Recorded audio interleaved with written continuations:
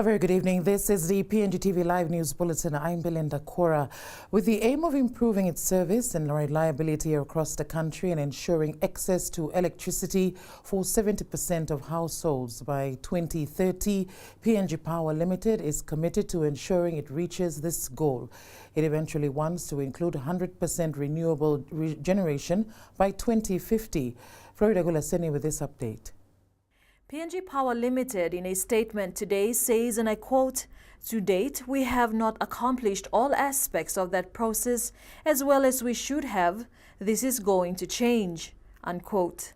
PNG Power Limited has now sought the assistance of the World Bank to develop least cost development plans for its generators, transmission and distribution systems. This will take 3 months using the World Bank's own in-house expertise and existing data to produce preliminary plans with the aim of a high-level review completed in 3 months. It is now in its final stage of engaging external consultants to help us prepare comprehensive plans, a process that will take up to 12 months. The critical element of this process is that PNG Power Limited staff will be working with the World Bank to develop our own capabilities.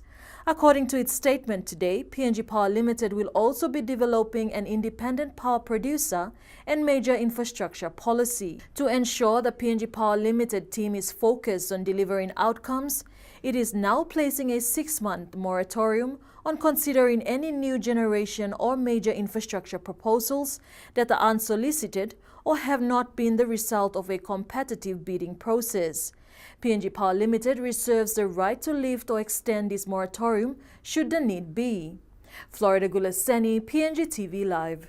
The Institute of Engineers PNG has expressed dissatisfaction on the suspension of the Regional Works Manager for Momase, Brian Alois, who is also the institution's president, over a presentation outlining the high cost of road constructions in the country. Gregory Avira with this report. The suspension of the Regional Works Manager for Momase was brought up in Parliament yesterday. Not use 104. Minister responsible Michael Nally, when responding to the query, pointed out that a presentation by Brian Alois during the recent National Planning Summit in Leh contained misleading information. He knows the truth, yet he went and lied. Mr. Speaker, so what the department has done to this young man is that, as usual, department is giving him notice, suspending him. Now he has to justify. The road was opened in December 2016. The Institute of Engineers PNG Vice President Finkewe Zurenuo today refuted this claim. She says the presentation was endorsed by the Institute's board and was delivered by Alois in his capacity as IEPNG President. So as a professional engineering body here, we are IPNG refutes claim by the Works Minister that Mr. Alois lied, because that's what came out in Parliament yesterday. Now, if the Minister knows that Mr. Alois is lied, then we demand the facts be produced so that a comparative assessment can be made to justify the claims that Mr. Alois did lie. Zurenuo adds the suspension was uncalled for as the information was from the Institute and any concern should be brought to the attention of its council. The Institution of Engineers has a council, and we have a committee that can investigate people under misconduct. So if Mr. Vera was so concerned about what Mr. Alois did, he could have complained to the board. We would have investigated Mr. Alois' conduct, whether he has done something wrong here. The Institute is now calling for the suspension to be lifted and for Alois to be reinstated as the Regional Manager for Momase. Gregory Avira, PNG TV Live. Member for Ijivitari, Richard Masere, has thanked the national government through the Health Minister for ensuring the Ijivitari Health Centre reached a level of district hospital. The member said this elevation was made just 2 weeks after he raised it on the floor of Parliament.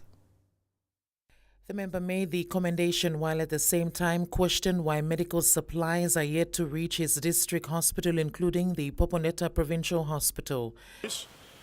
And can the Minister assure us or give us a status of where these supplies are now so that we can be able to advise our hospitals of where the status of these medical supplies are? And is our supply chain system robust? Meaning that, are we going to supply the medicines, and are we going to have this issue again in the future? So if the minister can assure us that since the supply tender process has been completed, can he assure this House and the people of Papua New Guinea whether our supply chain system is robust to ensure that we do not face any shortages of medical drugs?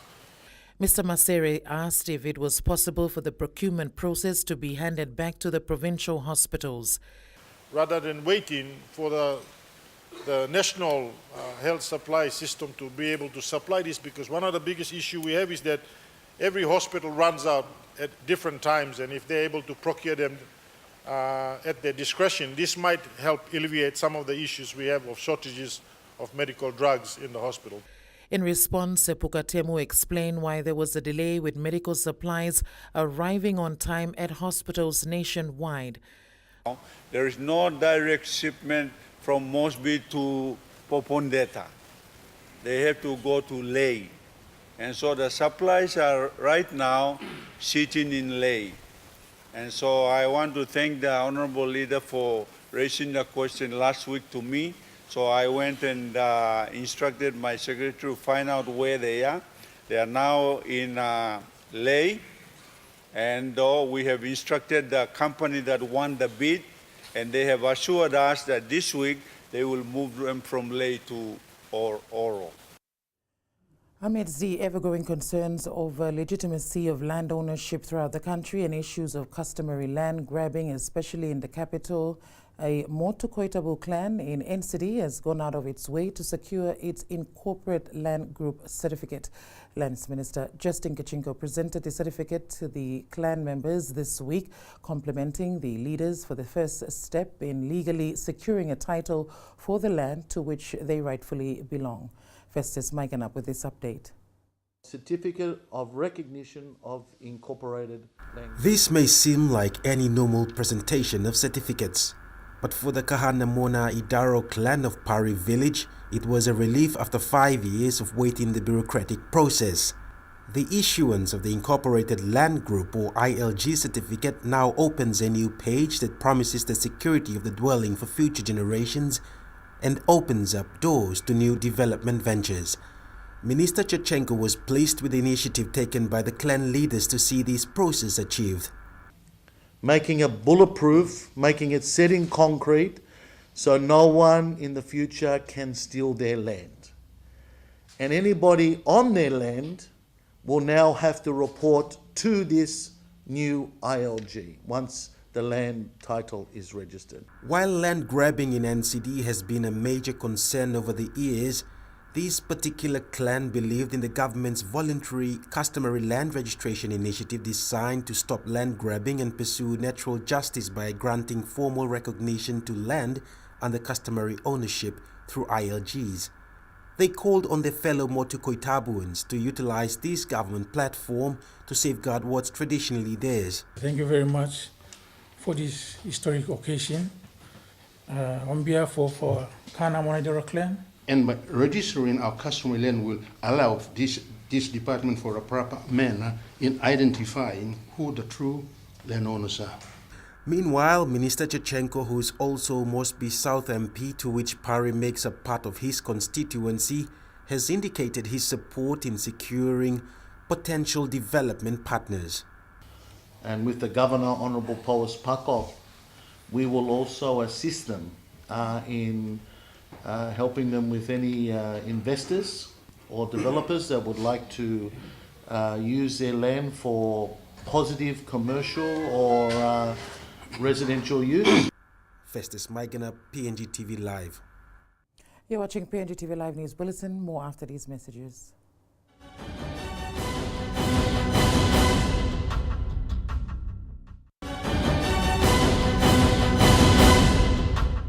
Welcome back. You're watching PNGTV Live News Bulletin. First-time member for Kumo Magarima, Manasseh Makiba, managed to pass through his trial of fire with the election petition initiated by Tukayawini Peter Philip, dismissed yesterday afternoon by the National Court. Kali Ntanda with this update. Petitioner Tukuyawini Peter Philip had raised 6 grounds, mainly alleging the hijacking of polling booths in certain areas within Komomagarima, as well as undue influence over the counting area.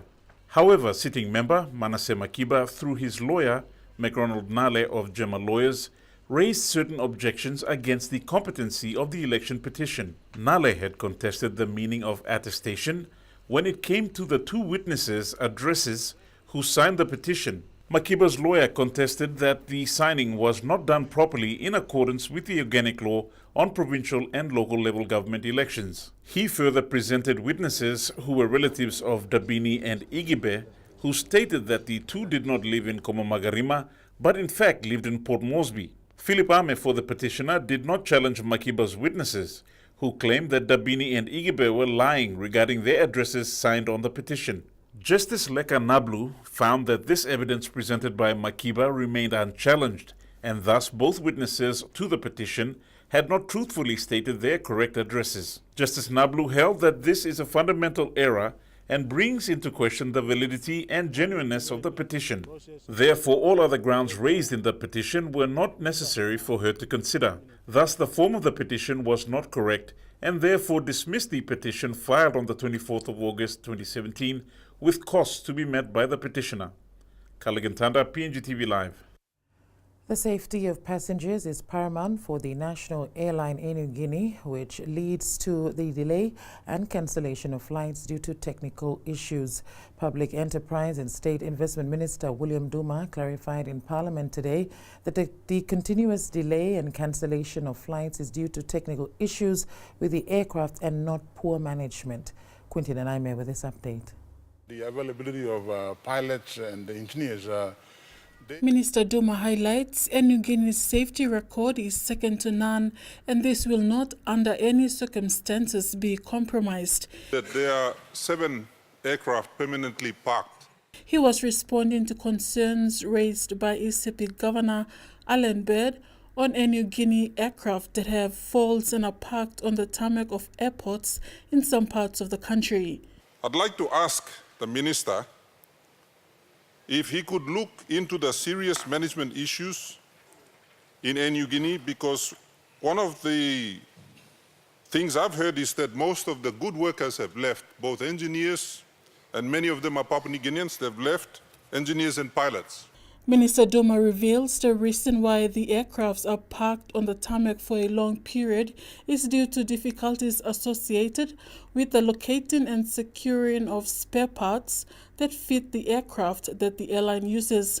Duma explains that there is generally a shortage of pilots and engineers in the Asia-Pacific region, including Australia, and PNG is no exception. Most of the good pilots that are employed by Qantas, Virgin Airlines, as well as even our own airline in New Guinea have left. And when China forks out money, Mr. Speaker, no one can compete.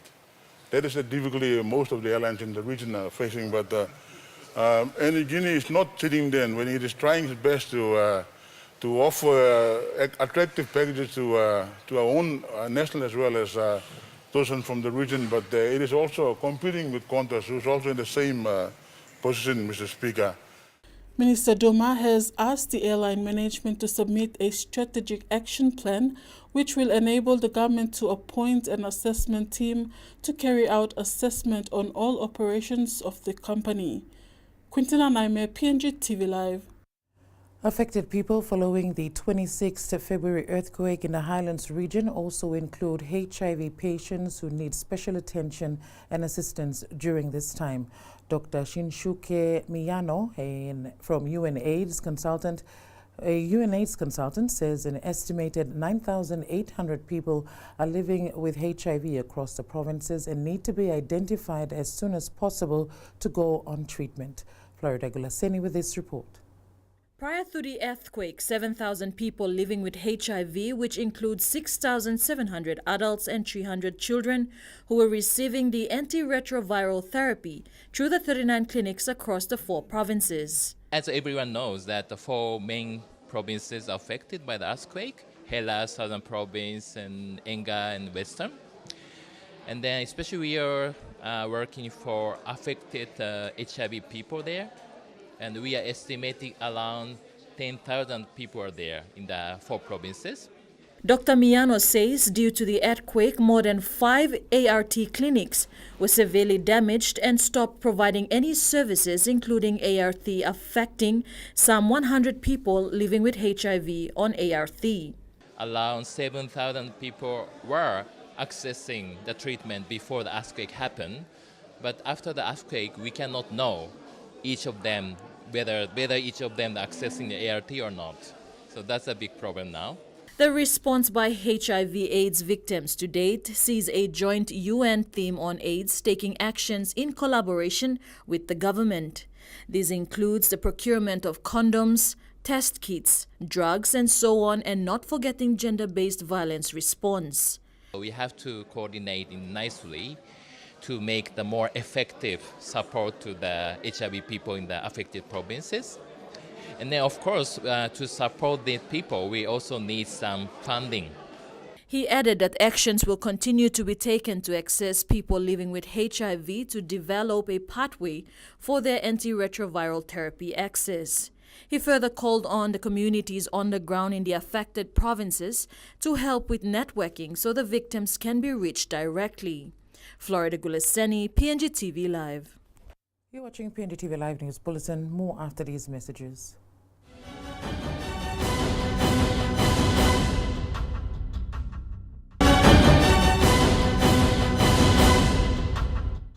Welcome back. You're watching PNGTV Live News Bulletin. Recent leadership tribunal findings and its recommendations of dismissal from office has prompted Vanimo Green MP Belden Nama to now make it known that he is not the only one that should be probed regarding the historic political impasse from 2011. In a press conference this afternoon, Nama highlighted that the events of 2011 that saw for the first time in PNG two respective government and also led to strained relations between the O'Neill Nama government and the National Judiciary, which has endorsed the issues of him storming into the courthouse and other tactics employed during that period was a collective decision by other members of the NEC. The judiciary chose to file a complaint against me with the Ombudsman Commission. Yet no complaints were filed against other members and ministers who accompanied me that morning to the courtroom of the Chief Justice. He questioned why he was the only casualty in all of this after members in both the judiciary and NEC had been involved. He is now calling on the Ombudsman Commission to look into the events during the impasse period and revive charges against both arms of government. I am calling on the Ombudsman Commission to revive charges against anybody, whether it be a member of the judiciary or member of the executive government or members of the legislature. Ombudsman Commission, public prosecutors should now revive charges against everyone. Meanwhile, Nama has now instructed his lawyer, Greg Shepherd, to carefully study the tribunal's decision as well as prepare for a review of the decision and to apply for a stay order on the dismissal. As the media industry continues to grow in the country, the need to understand how the Fourth Estate operates is now a requirement. A media education seminar for Catholic schools of Port Moresby recently at the Emmaus Conference Center Hall, where 7 Catholic schools of Port Moresby participated in the program to better understand the role of the media. Florida Gulaseri with this update. The purpose of the media education seminar was to give the students a critical understanding on the media and an ability to enable them creatively to use the media to spread positive stories. Father Ambrose Pereira, CBC's Secretary for Communication and Youth, says to be a good journalist, you have to know the elements of writing articles. The program had 3 sessions. The first were about writing articles where the 5 W's and 1 H were highlighted with the help of examples given to students on the rules and components of writing articles.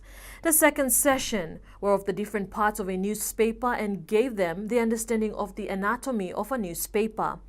The third session saw the students working on producing their school newsletters by using what they learned in the first two sessions and presenting their work.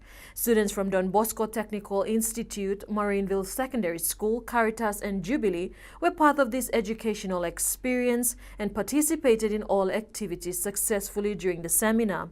Father Pereira says other schools should also start including such programs in schools, for it also creates a pathway and in-depth understanding for students who would like to venture into the media and other fields as well. Florida Gulaseni, PNGTV Live. Persons with disabilities need to be considered when it comes to issues relating to family and sexual violence and gender-based violence as well. Chairman of the National Board for Disability Persons, Ben Theodore, says people with disabilities are also affected when it comes to matters relating to violence at all levels. Florida Gulaseni with this update. The question that remains today is now, can the government be able to include people with disabilities or persons with disabilities when it comes to allegations of all forms of domestic violence in our communities? Theodore, when interviewed by PNGTV, says, to date, nothing much is done when it comes to inclusion of persons with disabilities, which should start with all aspects of the services that are provided. But under this particular topic of family and sexual violence or gender-based violence, it is important to identify people with disabilities according to each class of disability. He added, when service providers are dealing with issues under family sexual violence or gender-based violence, disability falls in a very general form, but all these people should be identified individually. For us, our strategy is to identify each class of disability properly. All right, each class of disability properly, and by identifying each class of disability properly through the different body dysfunctionality, then you identify the need, and then you can cater for the need. He further called on service providers to undergo training to deal with persons with disabilities to know how to specifically communicate with them. So when we're making inclusion real, it's actually identifying the class of disability, proper assessment, maybe by medical practitioners or professional people, therapists, all right? And then we identify the need, all right? And the need determines the type of assistance she or he needs. Florida Gulaseni, PNGTV Live. To sports, and the 12 football associations that broke away from the Papua New Guinea Football Association have welcomed the invitation to meet with PNGFA. This follows the resignation of David Chung as PNGFA president this week. Quentin Anaime with this report. Among the 12 football associations that are now under the Football Federation Papua New Guinea are Hekari United FA, Lay FA, Bougainville, Kopa, Mendi, Wabeg and Manus. Following Chung's resignation, PNGFA encouraged its member associations that have strayed from PNGFA to come forward for a roundtable discussion for a way forward. The associations have been asked to communicate with the Secretariat to rectify their situation and comply with the PNGFA statutus requirement. Hekari United FA President John Capinato says if they are given the opportunity to rejoin without any strings attached, then together they can salvage some lost pride and reputation for football in Papua New Guinea. The door of OFC was shut for a long time. Now the door is open wide. They will listen to complaints that comes into OFC. When that goes in, it's not good for football in this country. So my appeal now is Mr. Wesley and all the others, we've got to sit down, Melanesian way, and we find a way to talk. If we can't come to an agreement, then we have to call OFC to come in here and solve this issue. This document will end up in OFC. Capinato adds a new president of PNGFA must be elected consistent with the statutes governing PNGFA and subsidized by OFC and FIFA statutes. A date is yet to be set for the open dialogue between the associations and PNGFA. Quintina Naime, PNGTV Live. And that's where we end the news for this evening. Keep watching PNGTV Live for all the latest in the Commonwealth Games in Australia. From myself and the news team, it's good night.